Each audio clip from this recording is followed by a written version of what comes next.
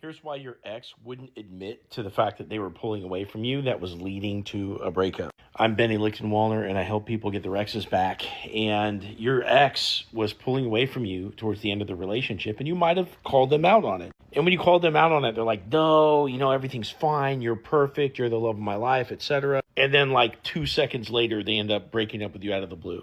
Now, what's funny is that you might have noticed this same ex in the course of your relationship would not really tell you what bothered them or what their needs were. They weren't setting boundaries, this kind of thing, okay? And probably you were the only person that really brought up conflict or at least spoke up when it was sort of like a deeper issue that would cause somebody to feel some type of way. You also might have noticed that friends or family have sort of like come into the picture and influenced the situation in a breakup like this because your ex is talking to them instead of you. And these friends and family might be making things worse. Maybe not. Maybe that doesn't apply to you, but it could be. And furthermore, you might have noticed that your ex had a childhood where in their family, they don't talk about their problems or they don't do feelings or it's kind of like tough love or the parents really weren't there at all.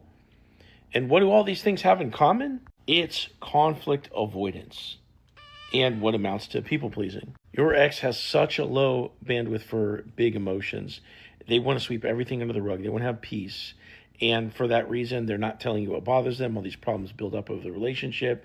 They start telling everyone else around you the problems that they're having with you and not you. And then these people can turn against you. And ultimately, the breakup is sort of like a bigger version of what would happen in an individual fight. They shut down and they run away because they can't deal with the intense emotions. You see, your ex has this desire for peace, but what they don't realize is that if you never address conflict, which is going to be unpeaceful sometimes, you can have a lot of problems in the relationship that lead to unhappiness within themselves even.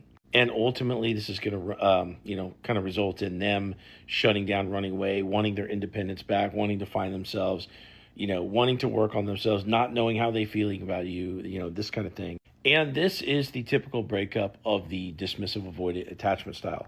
Extreme conflict avoidance that leads into this retreat, and they're going to stuff their feelings down, try to not think about you, and after a few months, it all comes right back up. And this is why it's important that you realize that you still have a chance with your ex because they're just trying to catch their breath a lot of times. Now, if you want my help getting your ex back, click here, set up a call, and I'll talk to you soon.